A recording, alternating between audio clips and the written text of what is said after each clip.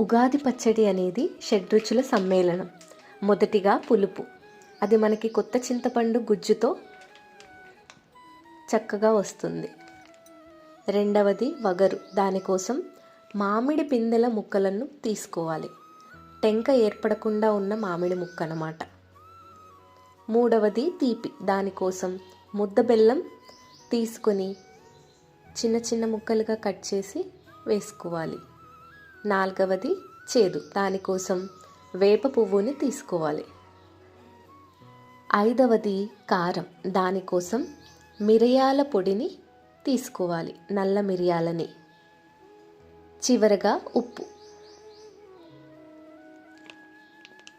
ఇలా అన్నీ వేసుకున్నాక ఆ మిశ్రమాన్ని చక్కగా కలుపుకుంటే ఉగాది పచ్చడి సిద్ధమైపోతుంది శాస్త్రీయబద్ధంగా.